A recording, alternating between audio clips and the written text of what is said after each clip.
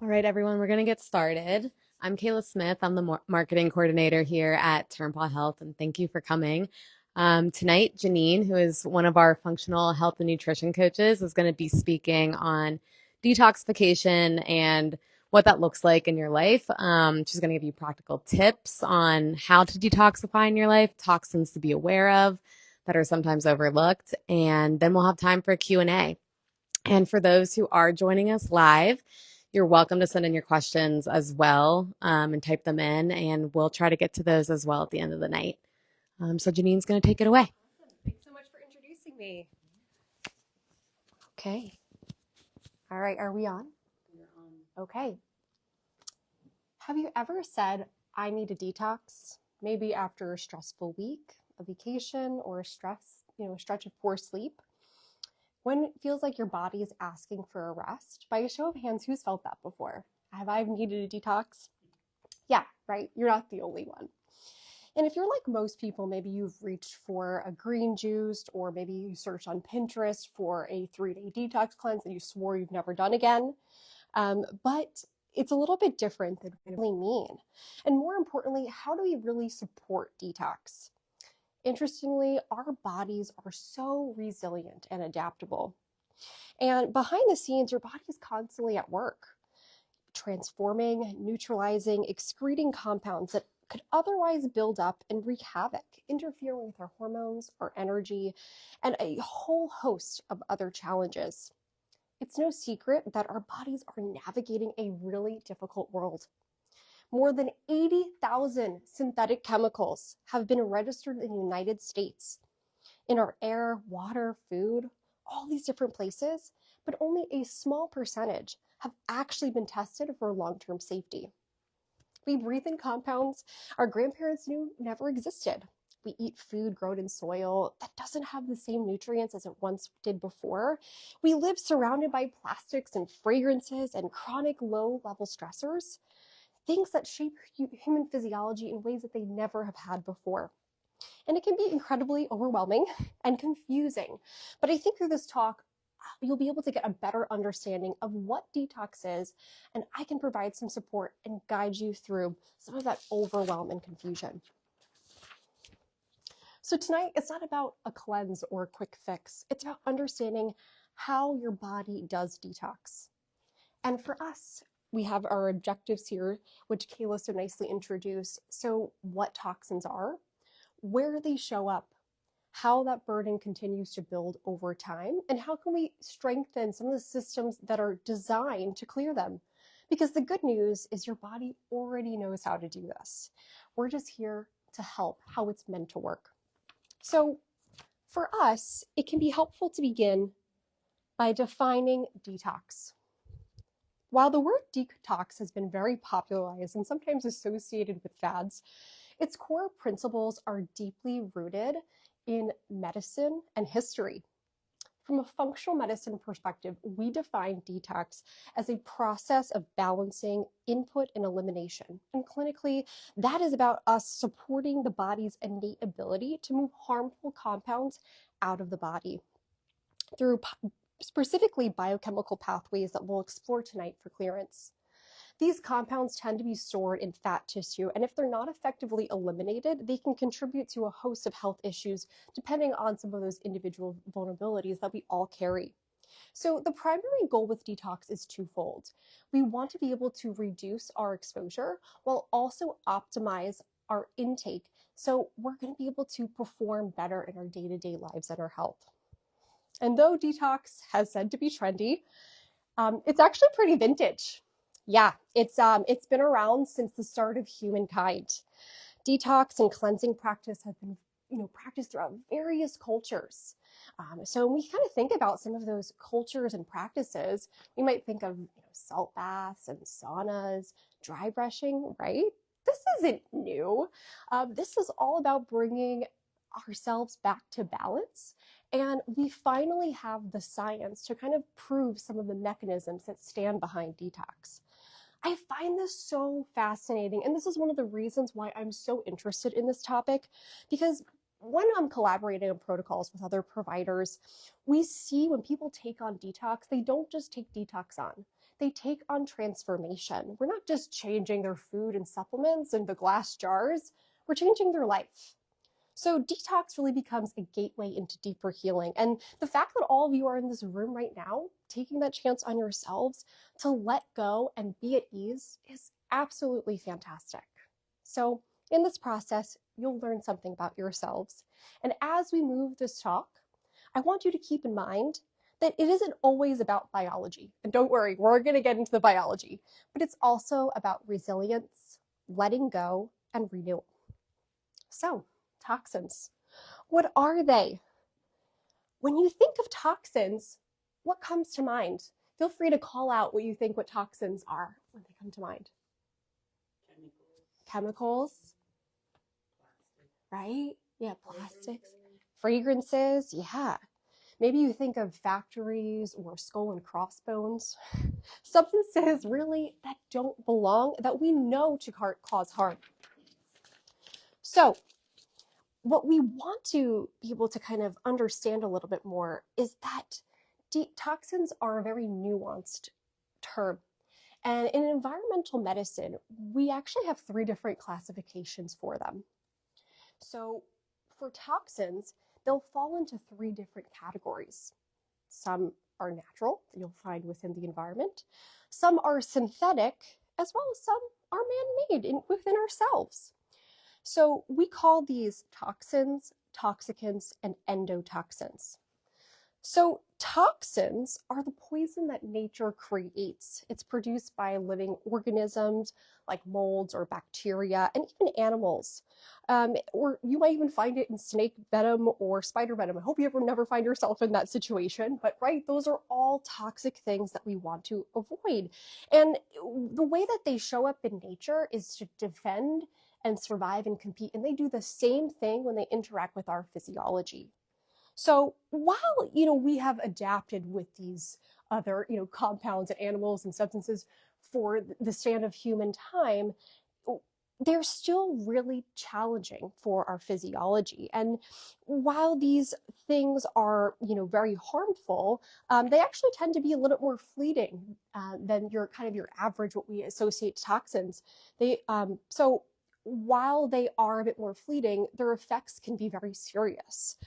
So especially when our exposure is really high, so they can cause DNA damage, inflammation, energy production, right? You can kind of get yourself sometimes in a really serious situation. Toxicants, these are what we think and what a society calls toxins, but in environmental medicine, we call them toxicants. And these are the chemicals that we've created. It's humankind's touch on the environment. They're in our receipts, our fragrances, in the air we breathe. We've talked about, right, the mass exposure that they are. And research shows that each person carries over 200 synthetic chemicals within their body. Right? That's crazy. And you might have heard of things like phthalates or parabens before, right? That's a very kind of common terminology. But they are also within this group, and they can mimic with our hormones and interfere with signaling and so many other different biochemical mechanisms that we're going to explore tonight. Interestingly, these can be very particular in how they show up. Sometimes they persist and they're cleared very quickly. And there's other ones that will take years or decades, which we'll get into, which can be very challenging. But as we were talking a little bit before, not every toxin comes from the outside. Some are produced from within. Endotoxins are our body's own internal stressors. Compounds like lipopolysaccharides, which are released by certain gut bacteria, reactive oxygen species that can sometimes occur within some of our energy metabolism. When these items come into circulation, they can wreak havoc on our immune system and cause inflammation, difficulties with hormone metabolism, and oxidative stress. So something that we talk a lot about at TurnPaw is gut integrity, leaky gut, right? So if we have compounds that come out of maybe allergens, or things within society. And our gut is really not well equipped. We have these tight junctions and they can more easily pass through. That's going to be a problem. Or even the stuff within ourselves, kind of contributing to that burden. So while they don't necessarily linger like industrial chemicals, they kind of recirculate. They have this loop factor to them.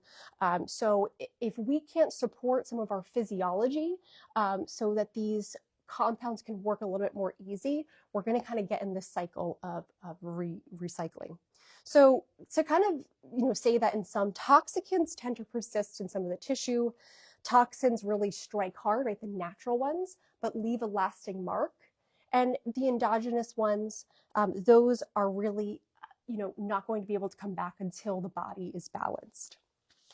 So what are these things that we're trying to avoid? This is just a kind of a brief category and examples and where we can kind of find some of these compounds.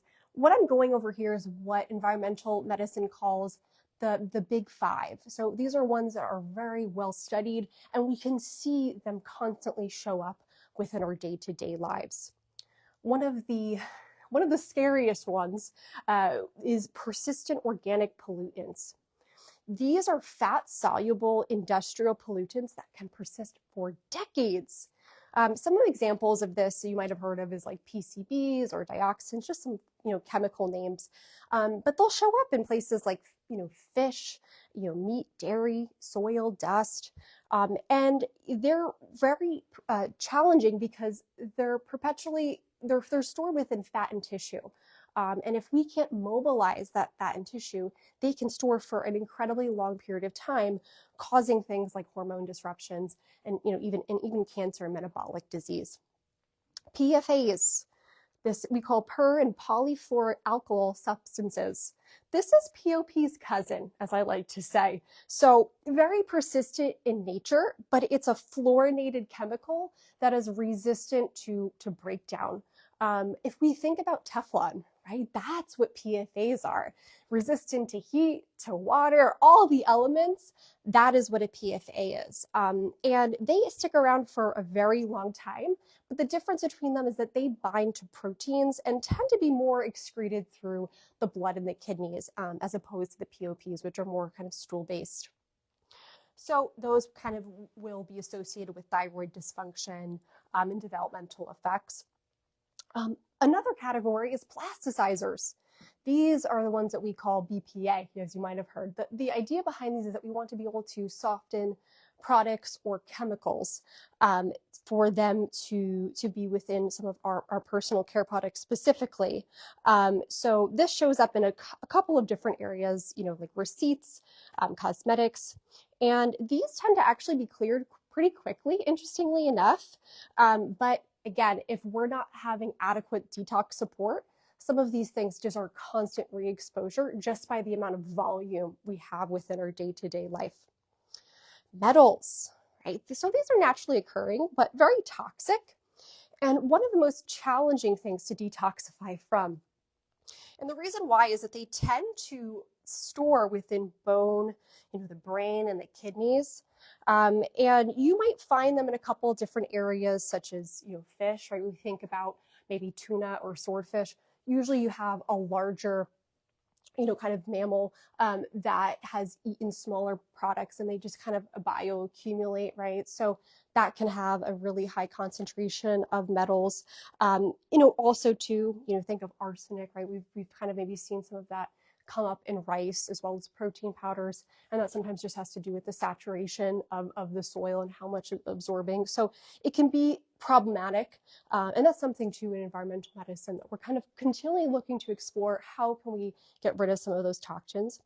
And then we have flame retardants. These are your chemicals that will kind of coat different furniture surfaces, perhaps maybe bedding as well. A lot of your home goods that are also ones that we just want to be aware of, and those are also kind of stored within some of your fat and organs, and they cause thyroid disruption, neurodevelopmental concerns. Okay, so what we want to talk about next is, well, we know what these toxins are, but how are they affecting us? This is something that we call, I'm just going to skip past this slide because we did kind of chat about this. This is what we call toxic load. So toxic load is the total amount of toxins that we can accumulate. I'm just using the word toxins just because I find that, that's probably easiest for us to kind of wrap our brains around. And what happens with this is that our bucket will fill over time. So from birth through childhood, adolescence, even transgenerationally, we can carry some of these toxic exposures. So before birth, I think it's so fascinating is that exposure doesn't start in childhood. It can actually start within the womb. There's been a biomonitoring study that examined cord blood, and they found over 280 chemicals present at birth. These findings really prove that chemicals can cross the placenta, giving every newborn a toxic load starting at day one. Childhood. Children aren't just small adults, even though I feel like in some ways that they are, and they'll tell us that, right? But they can be particularly vulnerable because their systems are still developing, and also too, they tend to have higher energy needs and like higher respiration rates. So they tend to take in more of these pollutants, which can be particularly challenging. In adulthood, this stuff obviously doesn't go away. And we've seen studies that have found that arsenic and some other metals within water that have a 3.6% greater risk of developing insulin challenges. So this has a really dramatic effect across, the lifespan, and it extends beyond generations as well. So as we're considering toxic load, it's not only, the burden that we carry today, but potentially the burden that we carry tomorrow and for future generations. So toxic load, that is how the bucket is being filled up, that constant drip. And toxic burden is how heavy it feels, right? If you have a really full bucket, it's going to feel really heavy. And this gives us some explanation as maybe to why some individuals may experience more challenges with their health than others. And it informs that concept by a couple of different factors. So genetics is one factor. Some people inherit enzymes that make detoxification less efficient. We're going to kind of talk briefly about those. We call these CYP enzymes, and there's variants within them. And you can find ones with glutathione as well that affect glutathione, is really big antioxidant powerhouse. So these differences don't necessarily mean that if you have this variant, you absolutely will, get sick. You're just at a higher predisposition for illness. But as we've explored, especially throughout Turnpaw, is that we can have the genes, but it's really our lifestyle, nutrition, some of those factors can influence how they are turned on and off like a switch. So nutrient status, that's another really big piece. Detoxification is actually an incredibly nutrient intensive process. So we're going to go into what some of those are, but some of your big ones for detoxification are your amino acids, which are the building blocks of protein, your B vitamins, which fuel a lot of energy reactions, antioxidants, which you might have heard about, right? Antioxidation, those are really important. And minerals, which act as kind of, cofactors or partners for these enzymes and help kind of push some of the reactions along. So if your diet's lacking in those, that's going to be also hard on detox. Gut health, we talked about that a little bit briefly already, but an imbalanced microbiome is going to make it more challenging for moving waste and having good byproducts to kind of fuel some of the detox process. Additionally, we have organ function, and the detoxification process is reliant on multiple different organs. And I kind of want to, go there now. So the detox organs, typically the liver gets most of the attention when it comes to detoxification, and rightfully so. is because we tend to have the highest concentration of of these enzymes and processes and just the functionality of the liver, but these other ones are really contributory too. So the lungs, those will remove some of the volatile compounds, and it's excreted via breath. We don't always think the lungs are a detox system, but they are. And if we have challenges with perhaps like emphysema, and we're in an environment, maybe we're in Hawaii and we're smelling all the VOCs and smoke there, that's going to be a little bit harder to kind of get that out if we have some challenges existing already. We have the gut, which we talked about a little bit already, and this is just going to metabolize dietary compounds and just prevent some of that reabsorption. But also for individuals that are interested in detox, this is the first step that we practitioners will often recommend that you start with, because it can make these other processes so much harder, to work. The skin. The skin is also a detox organ, but it's your largest organ. And that, we have toxins that are excreted via sweat, and it's really a barrier against some of the exposures that we deal with on a day-to-day basis. And then we have the kidneys, and that filters blood and excretes some of our toxins as well. So it's a multifaceted system, but kind of for the purpose of really explaining, the bulk of detox, that brings us to the phases of detoxification. Now, I've taken a detoxification course, multi-weeks. It can be really heavy, and I think it can be helpful to break it down a little bit more simply. So I like to use the analogy of shipping. This is kind of how detox works. So when we're going out and explaining these processes, I'm going to mention these terms. So phase 1, biotransformation, and we call this kind of the unboxing phase. Phase 2 is the label and packaging phase, which we call conjugation. Phase 3 is the ship out phase, right? Elimination. So this is in just very generally and broadly how some of these detoxification processes are kind of listed here. So how do they work? Oh wow, I feel like sometimes this image can be really scary, but don't worry, I'm going to walk you through it. Okay. So phase 1. So for us, hold on one second, just want to reset my notes here.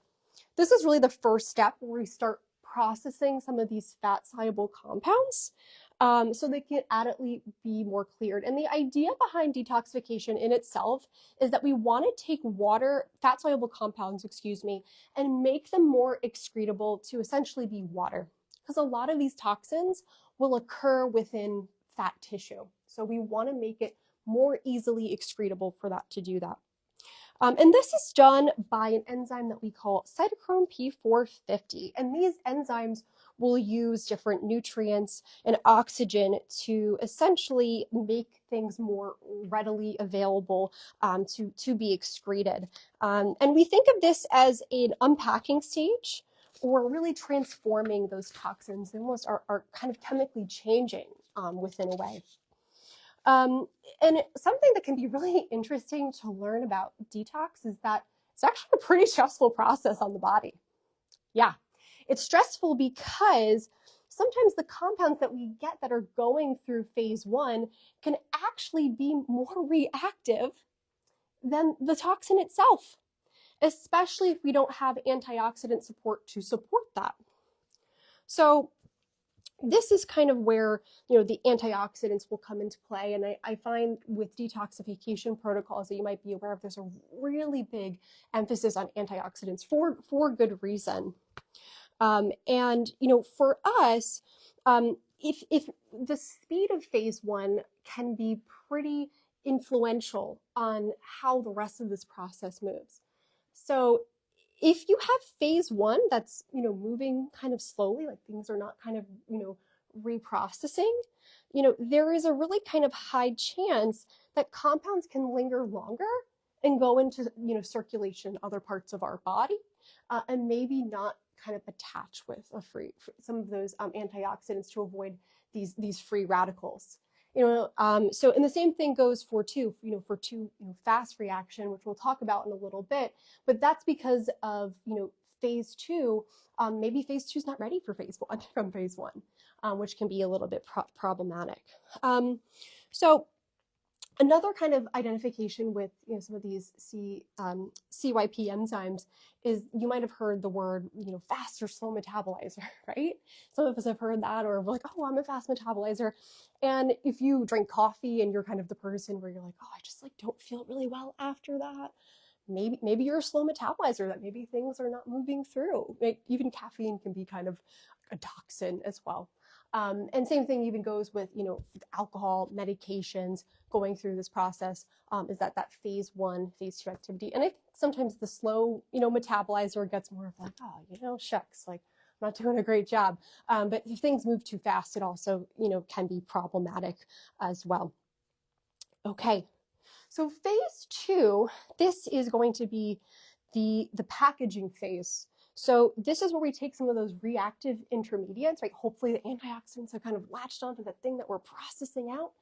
And we're going to package them up so they can move on to that next phase and safely leave the body. This is really the spot where we're not only going to, package, but we're also going to label it. We want to be able to label it. And this is what we kind of call conjugation. And this is where the liver attaches another molecule to that transformed toxin so it can be excreted. And there's a couple of different routes things can be labeled for, right? We call them some of our conjugation pathways. So you might have heard of things like methylation before. That's a really common one. Maybe you've heard of sulfation. So these are just different ways, depending on the compound that we're dealing with, that might have more preference. So we have, for example, glutathione, methylation, sulfation, glucuronidation, amino acid conjugation, and acetylation. So again, it's really just kind of dependent. And that's really where the labels kind of come into play. Where are you going next? So I'll give you just like one example of some things where maybe things tend to go. So glutathione is particularly helpful for heavy metals and some of those oxidative byproducts. And same thing too with glucuronidation, really great for some of those estrogens, the thyroid hormones, some of those NSAID medications. That's where things kind of get labeled there. This is really the step where we take those compounds and move them into bile, urine, and stool, which we see within phase 3. And this is actually why protein is so important, a part of every single detoxification plan. Why antioxidants tend to get a lot of the glamour, protein is really important, because some of this reaction and the enzymes, which are actually essentially made out of protein, will not work if you're not getting appropriate amino acids. So when we think about detoxification protocols, we want to think plants and protein. It's really, really important during detoxification. And similarly, there's a lot of reliance on some of those B vitamins as well. And I have a chart explaining a little bit later what more of those essential nutrients are. Okay. So phase 2, just in summary, is really about balance and support, making things steady so that they can then go to phase 3. And this is where the product physically moves out. Amazon is like, okay, we're going to get it to our consumer now, and so it can be eliminated. So when things get kind of tricky, is if we experiencing challenges with these things, which is very common. I have some clients will be like, Janine, I haven't pooped for days. I'm like, oh goodness, that probably doesn't feel so good, right? So constipation, dehydration, maybe your bile isn't flowing well. This can cause toxins to kind of be backed up, or physically, maybe in phase 2, they are getting caught up, specifically maybe with bile, or maybe they're within the stomach. And what that sometimes does is that it'll go through this process called beta-glucuronidation, where essentially that, which is an enzyme, they'll be like, yeah, that label, I don't like it, I'm going to take it off. And that can be more reactive and problematic within that process. So it's really important that we have some of these excretory derivatives working very well for us. And we can kind of work on some of those things through fiber, hydration, probiotics. That'll kind of keep things moving and on track. Okay. Now you're probably wondering, oh goodness, what do I do now? These are some different nutrition factors that go into all of these. I know it's kind of very eye heavy, but I kind of wanted to show you that there's so many nutrients that tend to go into it. So for phase one, it's a lot of your B vitamins are going to fuel those cofactors, which these are some different sources and the types of B vitamins that you'll find within that. We have antioxidants, so those are going to neutralize some of those intermediates, kind of those haywire reaction, things moving too fast, too slow, can't get there in time. We have our minerals. Those are also helpful for some of our enzymes as well. Phase two, amino acids, even sulfur compounds also are really helpful, for phase two. And this kind of gets into some of the conjugation, pathways as well. You can kind of get a little more specific depending on the conjugation pathway that you're looking to optimize. And that's something too, working with a practitioner, we can kind of look at more of the nitty gritty with that. But those are some typical nutrition support elements that we might, advocate for. And then phase three, we talked about hydration, fiber. Your daily recommendations for fiber are 25 to 30 grams of fiber per day. Oh my gosh, how do I get to that number?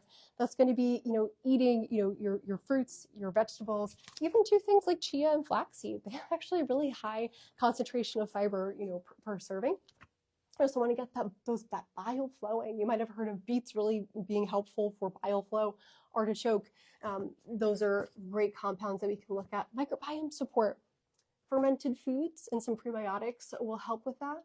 And also, kidney and skin pathways, so helping through, some of these gentle diuretics and some hydrating type of produce there. Okay. So this is just an additional slide that I just wanted to show a kind of a schematic for, is that primarily toxins are eliminated through the stool, kind of percentage-wise. But they're also, eliminated through some of these other pathways that we talked about. But one of the most interesting things is that things like heavy metals and some of these like POPs tend to be really good at being excreted through sweat. One study that looked at this found that when they did serum testing for some of these compounds, or blood testing, excuse me, that they didn't show up, but then they were able to test sweat, and they're like, oh wow, these things are here, right? They're excreted through sweat. So why it's a bit more complementary is still really helpful. Okay. So what can we do? We talked about some of the nutrition elements, and I saw that some of you were taking pictures, which is great as some of those slides. That'll certainly be able to help you with some of the detoxification. But also, really, first and foremost, is reducing our exposure, right? We can't be able to really heal if we're not able to help reduce what's coming in. So we can first start maybe with our water. Water is a really big source of some of these compounds harboring. So avoid unfiltered water when possible, utilizing reverse osmosis water systems or carbon filtration for home use. There is a slide that I have coming up on EWG. Has anyone heard of that word before? EWG, Environmental Working Group. They are fantastic, where you can actually put in like your zip code and it'll calculate what water system might be best for you, whether it be reverse osmosis or carbon filtration, which is really helpful and also provides great resources more on water as well. Cookware. So swapping some of those Teflon pans for nonstick, more of like a stainless steel. Stainless steel actually can be nonstick if you know how to use it right. I learned that in culinary school. Struggled with eggs, still struggle with eggs sometimes. Cast iron or ceramic, those are going to be good options for us. Swapping, plastics for glass, ceramic or silicone, and maybe consider, some reusable bags as well. Food. Also on the EWG website, you can find a list called the Dirty Dozen, Clean 15. Has anyone heard of that before? Yeah, so it'll label the foods that have a higher residue of pesticides on them, as well as the ones that tend to have lesser. So when we're kind of shopping more consciously, we kind of know how to build our pantry if we can't purchase some of those organic products, and and kind of can increase our access. All right, air filtration using HEPA filters can be really helpful for, capturing some of these toxins. I keep using toxins instead of xenobiotics. And even being able to use like a damp dust cloth for, wiping surfaces within the home. This is because this will better kind of capture some of the uptick of, dust, swarming everywhere. So that helps, with the prevention of that. Personal care products, EWG is also really fantastic for being able to have EWG verified products, which you can look at some of the different chemicals that are within your products as well. One caveat of that I think can be really helpful to mention is that if it's like a product that's like new to market, it might not have evaluated the product yet. So it's like 0 and you're like, wait, is that 0? And like they just didn't test the product. So you just want to look at that and be mindful when you're looking on the website. Some cool keywords when we're looking at that is fragrance-free, mineral-based, paraben-free. That's going to put us in a good direction of making sure that our products are clean. Cleaning products, choosing non-toxic, fragrance-free, and we can even get back to basics using baking, soda and vinegar, cast iron soap. They work just as well. Smoke. This is not something that people tend to think of within their home. Like, I love candles this time of year. It's so comforting. Unfortunately, those things can be so toxic, as well as the, oh my goodness, when I go into my yoga studio, those, Kayla, what is it? Not the air freshener. The incense. That's what I was thinking. The incense, yes. Oh, wow, they are so lovely. Unfortunately, they can be pretty toxic for us. So being able to opt for better, either maybe beeswax candles, using a diffuser as well, that might be a good idea. Or I think they have like candle warmers nowadays too that you can use as well as an option if you're still looking to get some scents. I would probably still look at maybe some of the chemicals in there, because fragrance can like contain like thousands of other chemicals in it. But still, if you're like, I can have a candle, that might be a good option for you.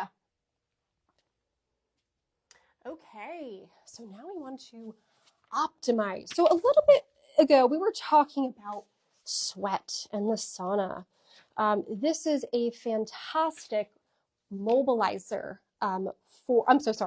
this is a excreter for some of these toxic compounds. With us, we can kind of find that if we can go through the sauna, that's a really helpful, sweating method. There's other sweating methods too. Even taking a warm bath, enjoying a warm bath and kind of feeling sweat, that can be helpful. But it's actually a little bit different than exercise. Exercise, we're going to get that benefit of sweating as well. But that's really a way that we can actually mobilize toxins, where the sauna and sweating is more so where we're helping with the excretion method. So because some of those toxins accumulate in tissue, and when we're exercising, sometimes fat metabolism can be engaged, and some of these toxins are kind of released into circulation. They kind of poof them up into circulation, and just in general, movement will kind of boost some of our lymphatic flow and gut motility as well. So kind of helping ensure that things are moving, within the body, just because like the lymphatic system and your blood are kind of like your transport highways, of your system. So if you can get those pumping, that's going to be really helpful for some detoxification as well. And of course, stress and emotional resilience, we can optimize that. Not everyone feels so good. Like it can be so difficult at times, but chronic stress elevates cortisol and can actually alter phase 1 in detox, into detox balance, and is a driver of oxidative stress. So processing some of those mental and emotional stressors are really helpful for reducing some of our toxic burden as well. Easier said than done always. Okay. The next part that we look to optimize, so we talked about EWG already, and that's actually a free public database. If you haven't hopped on there, they have a lot of really great free resources, just educating more on environmental, toxins, which can be helpful, especially if it's maybe a new topic for us. Functional medicine. So our providers here can offer detailed and targeted functional medicine assessment and evaluation of our detox capacity. One that can just be sitting in a room talking to the provider. Like if you're like a hairdresser, you're like, oh, well, okay, maybe I have some toxic exposure, right? They can kind of air some of those things out right away. But we also might look to lab work as well. And that could be done through looking at our hormones. How are those functioning within the body? Is estrogen, competing with, absorption and with caffeine, Dutch, and blood. So there's a couple of different ways we can assess hormones. Looking at our genetics as well. This one I don't always tend to, always recommend. Sometimes with detox, there can be like a really heavy emphasis on that. But sometimes the genetic testing is still being researched and not always super duper accurate. So I just always kind of say, a little bit of hesitation with that. Liver and kidney function, looking at a comprehensive metabolic panel, we can get some information. And then of course, offering personalized nutrition, supplements and lifestyle support to enhance some of these detox pathways. Community. Social connection actually downregulates stress pathways. So being able to lean into your community, and especially when you're taking on any lifestyle change, it can be really difficult, right? So being able to kind of lean in and talk about how you're swapping all of your, plastic things for glass together, like that could just feel so good, right? So that is going to be really helpful for also producing more glutathione and supporting liver detoxification. Okay. So in functional medicine, we view detoxification as a measurable, modifiable system, not a mystery. The data tells us that exposures are increasing, but resilience is something that we can build. By supporting the enzymes, the cofactors, and elimination routes that evolution already has designed for us, we change how our body responds to these things. And so this isn't about cleanses, as you probably could gather from this, presentation. It's giving us the opportunity to produce the chemistry that our body needs, and really to keep up with the world that we live in now. Support the pathways, strengthen the organs, steady the nervous system, and provide it the nutrients that it needs, and the body does the rest. Thank you.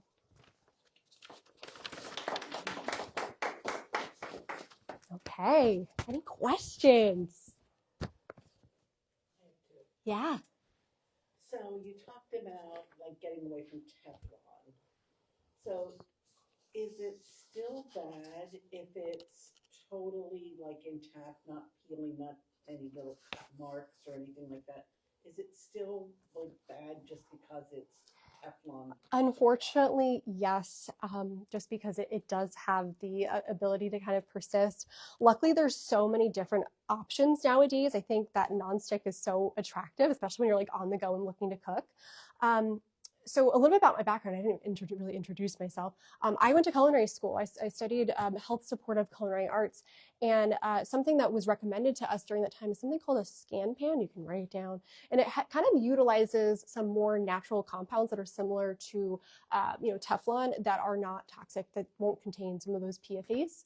Of course, being able to use a stainless steel, I would say don't try it with eggs on the first time. Might be a little discouraging, but just making sure you're working with that is an option. And even too, ceramic, they're actually pretty nonstick too. What can be helpful is if you have the bottom of the pan maybe coated with like aluminum or stainless steel, just because it's a better conductor of energy. So that would be an alternative to that.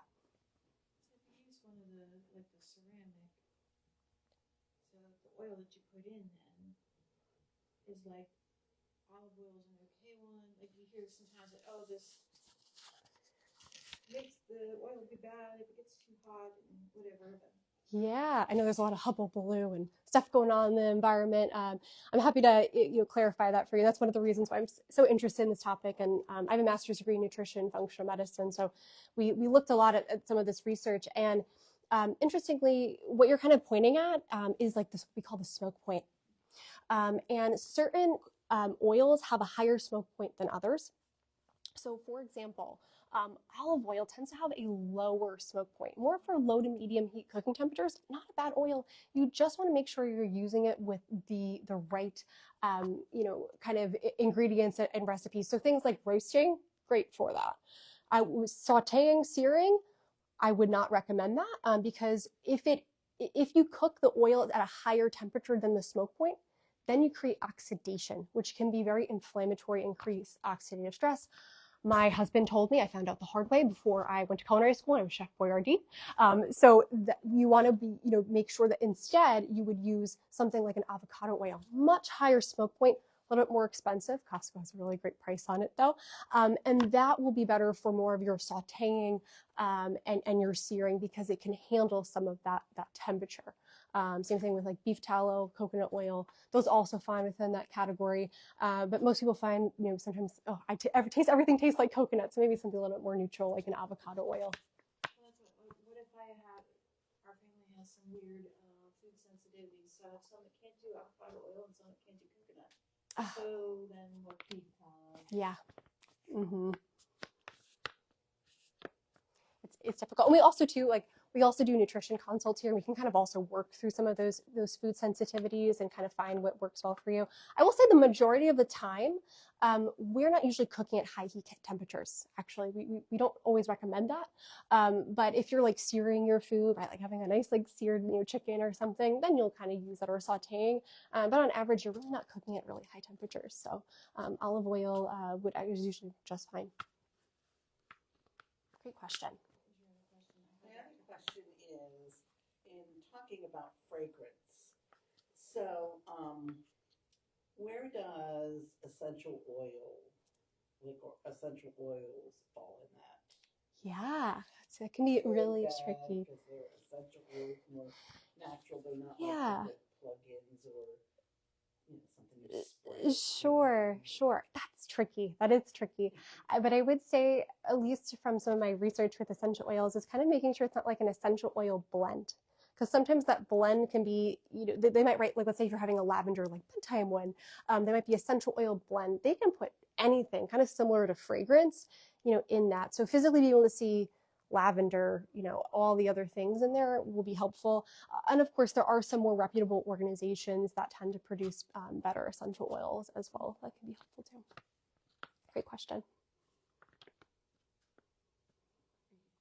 Hi.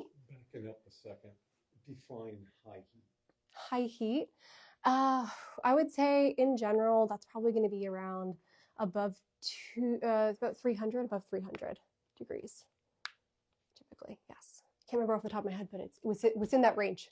So if you're using pan on the stove top, your dial goes from 0 to whatever.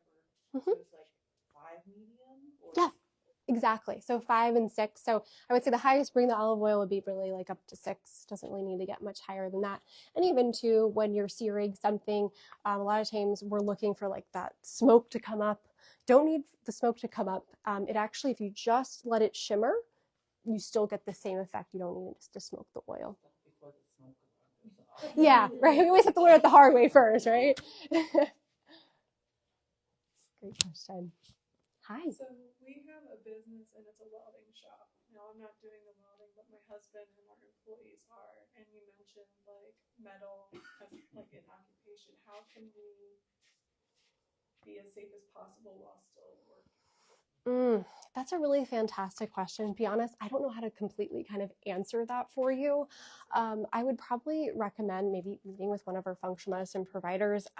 Not to my knowledge if there's ways that you can kind of reduce that. Maybe Environmental Working Group might have some more resources. And I think also to perhaps, if you were to do some either like testing or consultation, you might find that you might have some accumulation. Really working with the sweating kind of protocol, as we kind of discussed. A lot of times with metals, there is more of a requirement for binders because in order to get that binder out, it almost requires this like charge, the opposite charge, to kind of pull it out of the body. So it's kind of a little bit of more of an intensive detoxification protocol, but maybe that's something to kind of look into. Of course, sometimes the field that we're in is just, yeah, it can be difficult to avoid. Great question. Any other questions that have come through? Yes. Okay. How important is clothing and wearing only cotton? Great question. So a lot of times our clothing can be, coated with, especially like the POPs. So ideally, being able to have more like cotton or wool, silk, more of those natural fibers. They're not also going to be usually dyed with something like these harsh colors and stuff. So if you have the access to kind of wear some of those also will be healthy, more breathable fabrics as well, because we also talked about skin being a really large organ for detoxification. So some of those fabrics aren't really breathable. wall, right? They kind of like seal everything in. So in general, it's going to be more supportive to kind of to take those on. Sometimes if you're like, oh man, like I can't afford the wool, I can't afford the silk, see if you can thrift it. I find so many cool like thrift options. And also I think just remembering is that this world is inherently toxic. You know, we're going to do as much as we can to kind of reduce our burden exposure, but we're never perfect. And like, that's okay. We don't expect people to be perfect. I think just some of that intentional effort and just kind of understanding kind of where our load and our burden is can be helpful in terms of what we negotiate, you know, on, because that's going to look different for everybody. Is there a specific website to check, like makeup, hair, you know, products, those kind of things, soaps, you know, that you would bathe with? Yeah. EWG is a great resource, but there are also a couple apps too. I know Yuka does that as well. Yeah, which is that one's cool too. It's like it's Yuka, W-U, I can't spell, K-A. And you can also like scan products and it'll kind of pull up some of the ingredient labels as well.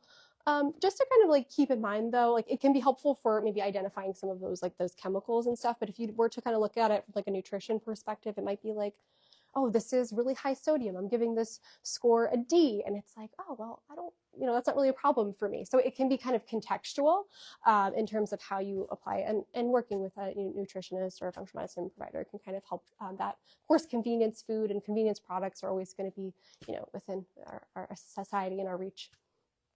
Great question. You mentioned switching out plastics for glass. So what is your recommendation for like things that you're freezing? You can freeze in Pyrex as an option.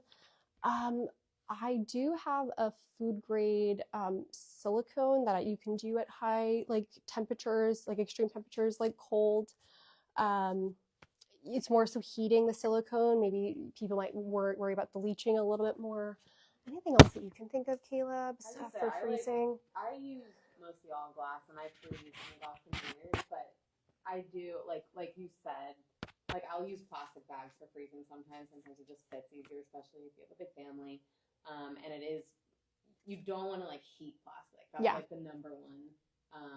Or like cut things on like plastic cutting boards or that. Just like extreme heat. Yeah. So I think freezing in plastic bags is relatively, I'm sure it's not perfect, but relatively, of course, not terrible. Even too, they have like the silicone bags as well that you can kind of purchase as well. That's reusable as an option.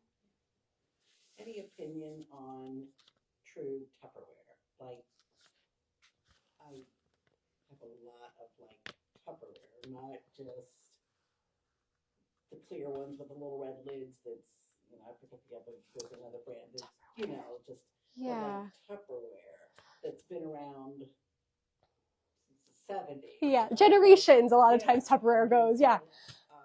And I freeze in that, and like, you know, that's what we put our leftovers in. And I've really been thinking about that. Recently, like, because that was from a long time ago before any of this had. I've never heard tough. Any opinion on the Tupperware brand. And it's possible too that even to like what they use is even different than today. Like, you know, joke, I'm not really quite sure. I'm not familiar exactly with kind of like the chemical makeup of Tupperware specifically, but some of the Tupperware products are like actually Pyrex, kind of similar. So if there are any of those, but I feel like if it seems plasticky, garbage, unfortunately. At least, you know, that's what I would embrace, but. What is the safest material for cutting board? Safest material for cutting board. Usually wood. I have seen some kind of like Pyrex options. Anything else too that you can kind of think into? Bamboo. Wood. Sometimes there's like, I don't know that it's like marble exactly, but it's almost like that. But it's not going to leach like the plastic. Like a plastic wood. But the only thing with the wood and the bamboo is you want to make sure. This seems like excessive, but you want to make sure that there's not a coating on it that's like a plastic type of coating, because that then also has the same type of chemicals and it's kind of defeating the purpose. Yeah, like the flame retardant, sometimes they will use that on the coating. A true wooden cutting board, it's going to be more expensive up front, but that is gonna be Yeah, and tend to be also higher maintenance, unfortunately. If anyone knows of a cutting board that's like good in the chat or on live, let us know. Still figuring that out. But Claudine's on, so she might come. oh, hey, Claudine. Yeah. My thing is with cutting boards, is putting raw meat on, and that just freaks me out. Yeah, it's hard because I also too like having some of that culinary background from like health and safety perspective. We tend to use more of the more plastic type ones. There might be better ones on the market that maybe you're not aware of, but yeah, can be really tricky. We did get another question. Hi. Are sauna blankets able to do the same as regular saunas?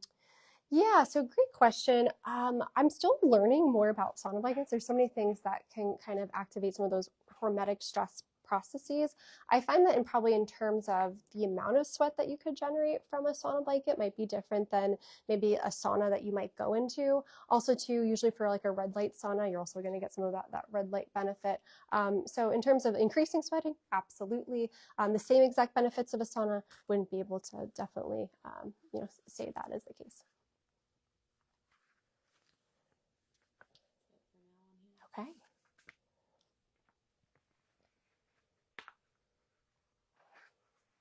Do you have any handouts, like just some simple? Great question. Yeah. So after, if you want to chat and write down like your email on that list, I have actually a really great like detoxification like food handout that I can give you. Of course, I can give you the ugly one that I had posted up today. Maybe you want that one too. But there's also ones that are just like a little bit easier to kind of like read as well too. Of course, also embracing like your color and your variety is going to be really important. They'll have all different kinds of polyphenols based on where they kind of are on the color spectrum too as well.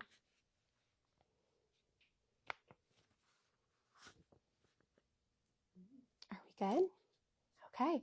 Well, thank you guys so much for joining in. It was great to chat with you all, and I hope you have a fantastic rest of your evening.